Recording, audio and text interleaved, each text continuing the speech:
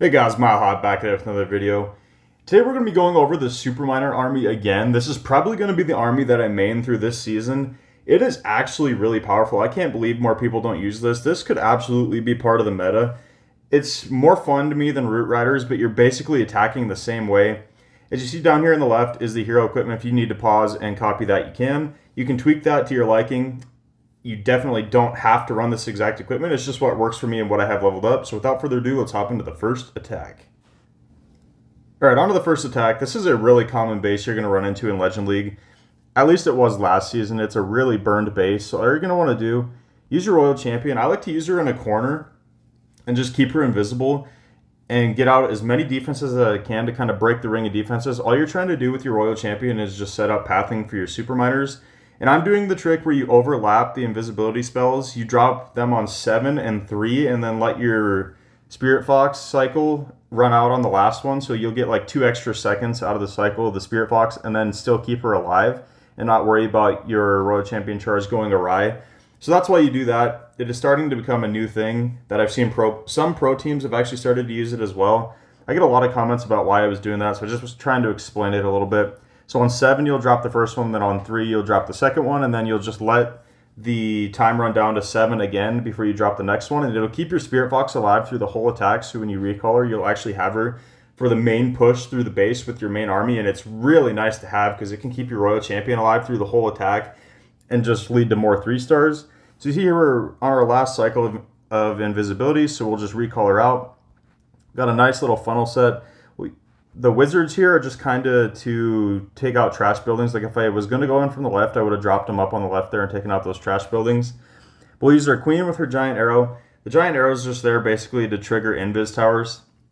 And as you see here, I'm using the king, which dies really fast.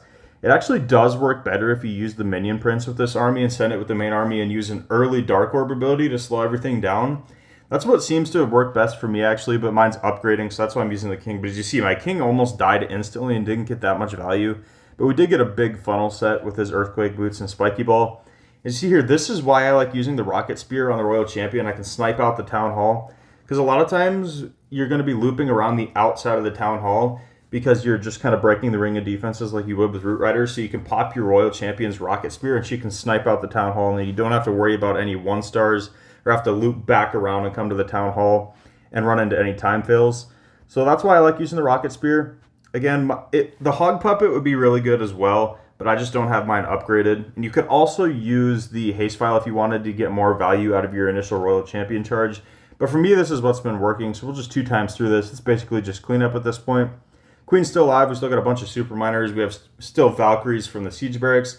That base was absolutely crushed, so I'm going to hop into another attack. All right, on to the next attack. Got the Town Hall up at the top here. If you can get the Town Hall with your Royal Champion, it doesn't hurt, but I will say rarely I'm actually doing that, only if it's basically really free to get, because you don't need to worry about getting the Town Hall with your Royal Champion. The Superminers are just so good because they can burrow underground, avoid most of the damage from it, and they can melt it when they're grouped up. And like I said before, if you got the Rocket Spear on your Royal Champion, you can just use that to snipe the Town Hall as well. So we're just keeping her invisible, using our same timing on 7 and 3, then let the Spirit Fox go back down to 7 again before you drop your next one. It works really good. You can get huge value, keep her alive. I don't know who actually started using that first, but as you see there, for some reason, our Spirit Fox sits right outside the invisibility and targets an elixir collector and dies to the monolith. I don't know why the Spirit Fox is always so dumb.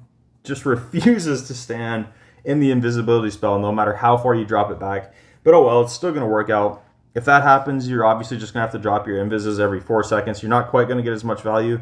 But we do get a decent funnel set there. So we're going to drop our queen with her giant arrow and the siege barracks up at the top. I'm going to delay my king a little bit this time just so he doesn't die instantly. That's why I waited a little bit. Going to let the pekkas kind of get out in front. Might not hurt to drop maybe 1 Superminer and add in like an ice golem or something maybe to drop out in front of all that stuff, just to get more value out of it out on the outside so it doesn't get melted right away. But this still has been working for me. As you see here, we're fighting the clan castle in the middle, which kind of sucks. And our siege barracks pops there. We still have our king ability intact this time, which is nice. I would recommend if you're using the king to delay him a little bit, because look how much longer he stayed alive this time. The attack before, he just got melted instantly. You could probably also drop one invisibility spell and bring a skeleton spell, maybe just to distract out in front of that stuff, whichever you guys want to do. But again, it's not necessary, and I don't even have the full 340 housing space still. I still only have 330. So if you guys have the extra housing space, it might definitely be worth it. You could even drop a wizard maybe and be able to fit your ice golem. I'm not 100% sure. Yeah, you should be able to do that. Drop an archer and a wizard, and then you should be able to fit an ice golem in, which would be nice to drop out in front of that. I might make that tweak today. But for me not having the full housing space, I'm going to have to probably sacrifice a super miner, which, I don't know how thrilled I am about that, but I might try it out and just see how it works. I'm definitely going to do that when I get the extra housing space, just because it's nice to try to keep that king and your siege barracks troops alive longer. They can get a lot more value on the outside of the base. So our king goes to Phoenix, which is going to melt the enemy king as my queen's targeting it as well. And this attack actually gets really close because I lost my fox at the beginning. That was a big mistake. Watch how close this is. Queen dies. All we have alive is the Phoenix, and the enemy minion prince is over there. And luckily, we got lucky with the timing where the minion prince walked over to the left and didn't get in range of our Phoenix, so our Phoenix takes out the last building. That's as close as it gets. So let's hop into another attack. This is a really boxy base. This is a strange base. We got the town hall way over to the left side. And this is one of those bases where you could probably charge the town hall pretty easily and also get that whole compartment there, and it would set a nice funnel. But I just decided to come in from the top here. Didn't want to risk anything. Want to get that scatter shot out. Want to get the ricochet cannon out. Want to get these builders out and the new defense if possible. And if I can come in from behind and get that fire spitter as well, that would be really nice value. But you want to practice your invis placements to try to keep your fox alive, because like you saw in that last attack, she can wander off and do stupid stuff. So you got to be really careful trying to keep her alive.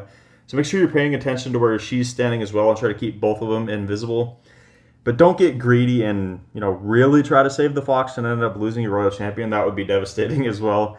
So it's kind of it's just one of those things you got to practice and you can get used to. But you see here, I'm keeping my fox alive. We're charging deep into the core here. We're actually going to get the monolith as well, which I didn't expect. We skipped that ricochet cannon, but I'm really not worried about that. It's right on the edge of the base. We're going to get this poison tower out as well, which is really nice because that can really slow down your main army. And we're just going to recall her out. As you see, we set a nice funnel. We take out that whole corner of the base. We're going to drop a couple wizards up here just to get rid of that so our super miners don't wander. And then our other wizard, not super wizards, sorry, just normal wizards. And that's why the wizards are for, just to take out some trash buildings like that, because your miners can really wander off to the side and really screw up your attacks. You want to make sure you got a big funnel set. As you see here, we send everything in the middle now. We got our siege barracks, our king working on the outside, as well as our queen. It's going to do a good job over there. That king ability is going to be huge. We should be able to get into that multi-inferno compartment. But I want to keep an eye on the super miners here. I like to use an early ability with this certain equipment setup. As you see, I'm using the healing tome as well as the rage gem. I'm not using eternal tome. So I like to pop that early so we get that healing effect. I believe it's like 25 seconds through the attack, so you want to maximize that. But if you guys want to use eternal tome too, feel free to do that. That works just as well in my opinion. But you see here, we got our king still alive rounding the outside, kept all of our super miners in the core, which is the exact idea of this attack. You want to use your king, your queen, and your siege barracks to clean everything on the outside to keep the rest of your army centered in the middle of the base. But look at this. This one is absolutely overkilled. We have every hero alive still. We still have a bunch of super miners up here on the elixir collector. This base stood absolutely no chance. We even still have most of our Valkyries alive from our siege barracks. That base was absolutely crushed. So I'm going to hop into one more attack here, and I'll catch you guys there. All right, last attack. We've got an invis tower in the core. And then we have a rage tower at the top. And if you can get into this, yeah, that's what I saw. If I can trigger this invis and get my RC to path back in, look at this. We got a monolith. We got both fire spitters, the town hall and the ricochet, or not the ricochet cannons, the scatter shots there. So if I can get in there, there's huge value to be had. But it is really risky because there is that invis tower there. I'm trying to push everything into the core. We're going to get at least the fire spitter on the left and the monolith before we trigger this invis tower, which is really nice. And I'm hoping she'll just go back to the mortar, and she doesn't. Oh, the builder hut wasn't covered, so that's really bad base building on this guy's part. So we're easily going to be able to stay in this core and get the town hall out. We're going to get both fire spitters. We got the monolith. We're going to get the town hall. We should be able to get one of those scatter shots. We might even get that multi-inferno. The value on this base was massive. This was some really bad base building on this guy's part. We're going to take out the Tesla, and unfortunately she paths up. I wanted to take out that multi-target Inferno, but it isn't the end of the world. We should get the ricochet cannon out, which is still pretty good value. We get the sweeper out to not push our healers, and we might, yeah, we do get that builder hut as well, which is nice. And look at the value we got out of that. And unfortunately, that mortar stayed standing at the bottom, so I don't have free reign on all those trash buildings, but I'm going to drop 1 super miner and all my wizards to make sure that trash gets cleared. We have a dog water giant arrow there. If you guys saw that short yesterday where I shot my arrow basically backwards, yeah, if you know, you know. Leave a like if you saw that. But yeah, I might be the worst giant arrow user in the world. I was too impatient there, dropped it down, instantly used it, and just shot it straight to the side, so she got no value. But it really didn't matter that much. The Invis Tower isn't really covering anything anymore anyway, so it's not the end of the world. We got our queen doing a good job on the outside. For some reason, our king ends up way behind and is just kind of walking behind the wall, but that's all right because he'll be alive later in the attack now. So it's not the end of the world if that happens. We got a nice grouping on all our super miners in the core. Unfortunately, that Invis Tower didn't go down in the core, so we're going to have to deal with that now. But it's not the end of the world. Our Valkyries are running around the outside, and they're going to get ahead of the king and the queen. We still have our Pekkas alive up there as well. So everything on the outside is going to get absolutely melted here. We still have our king ability intact for the backside of this base, which is just absolutely going to level that Tesla farm.